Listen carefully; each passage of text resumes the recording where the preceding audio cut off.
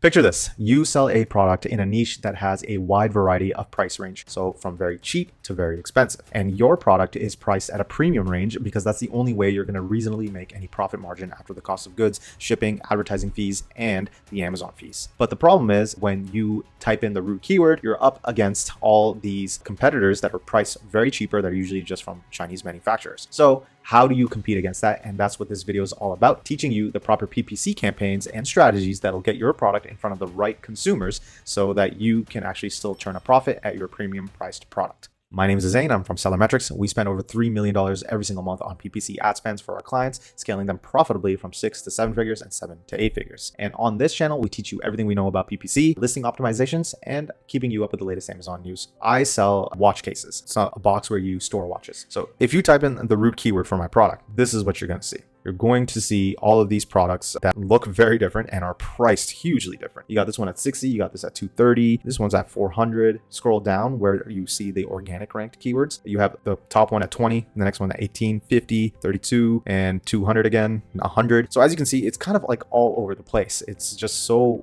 wide. And when you are pricing a product at premium, you're going up against these guys that are 20 bucks. And the worst part is, okay, it's not even that you're just competing against them. If your product shows up here, there's two factors that determine whether you get a click. The main image, which is the biggest factor in driving a click, and your price. But what drives the sale is largely your price and your listing, but especially your price. So what happens is when people look up your basic root keyword, they see your image. And let's say your main listing image is very well done. It's very well optimized and it drives a click. Like people click your listing. They're like, oh, cool, this looks nice. And they check out your listing, and because they clicked your ad, it costed you. But because you're expensive, they don't actually want to buy. So what ends up happening is you're burning PPC budget for low intent purchase customers. So how do we get over that? Well, here's what we do.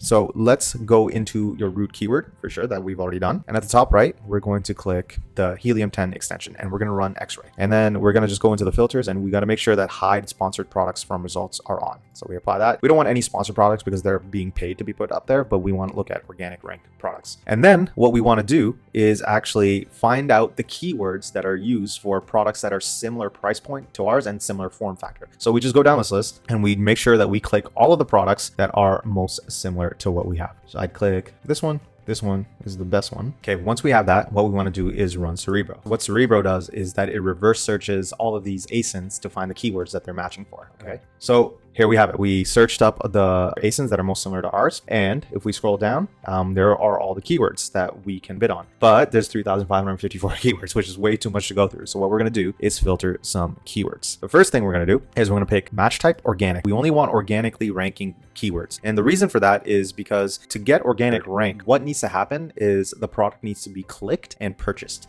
So if that organic keyword is working and products that are similar to you and have similar price point to you are getting sales, they're going to get highly organically ranked for that keyword. Next, we want to make sure that our competitor rank, which is basically how high they rank for that organic keyword, is the max 50. Then let's talk about search volume. So we want low search volume here. The reason is because they're going to be cheaper to bid on and you're going to have less competition. So I would do search volume from 500 minimum to 1500 maximum. Then we apply these filters and boom, we've boiled it down from 3000 to 126, which is much more manageable. Okay, so from here, you can kind of scroll down and see what's kind of going on. But then from here, what we do is we export the data, okay? And we export it as a CSV file. And this is kind of what it looks like right here. As you can see, there's a lot of categories that you don't need. And we're gonna get into the cleaning of all of this. But if you like this content, guys, make sure you like and subscribe. If you wanna learn more about these PPC campaigns and how we kind of design these, you can learn them all in this book right here. It's called Ultimate Guide to Amazon Ads, Advanced Tactics, and Best Practices. It teaches you all of these PPC campaigns that we teach you on this channel, plus how to optimize them so you're lowering ACoS or you're designing your PPC campaigns for growth. And you can get it completely for free by clicking the link in the description below. It's got a 4.8 out of 5-star rating on Amazon itself. So it's been vetted by other Amazon sellers.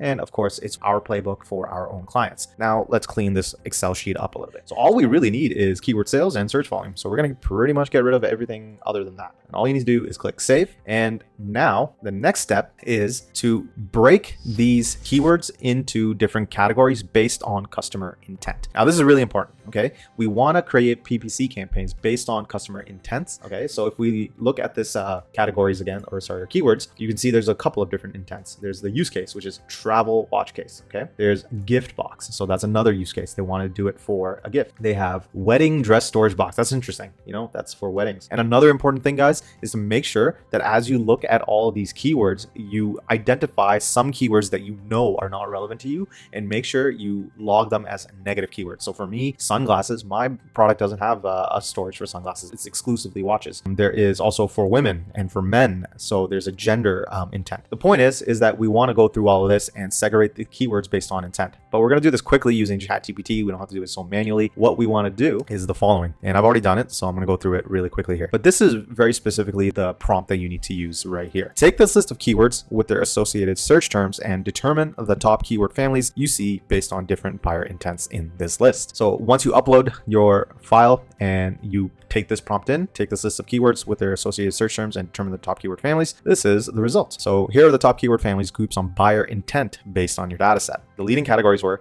organizational intent, keywords focused on storing, organizing, or holding watches; gendered intent, searches targeting either men or women; luxury or quality intent, searches that mention materials like leather or wood or terms like luxury; and then display intent, keywords around showcasing or presenting watches. So see how useful that can be? Now you know the reasons behind why people search products, and that's kind of what you want to put your product in front if your product fulfills those intents. This is supposed to be a conversation with ChatGPT. It's not like just 1-2 prompts. Make sure you go back and forth. So one thing I noticed in my category is I had a lot of Spanish keywords. So I wanted ChatGPT to separate out the Spanish as a separate intent altogether. Right now, it just translated the Spanish and put them in the proper respective intent, but I wanted to separate them out. So I did a little bit of back and forth, separate the Spanish into its own category, do not remove them. And so it came up with all of these final intents, right? Organizational intent, Spanish, gendered intent men, gendered intent women, luxury quality intent, and display intent. And then, you can go a little bit further. Among the organizational intent, can you find segregation? And it found that even in the organizational category, sometimes people were specific based off of calling it a watch box or a watch case. Some people called it a watch holder. Some people called it on slot count, like I need an 8-slot watch holder, I need a 6-slot watch holder, so on and so forth. At the end of the day, what we want to do,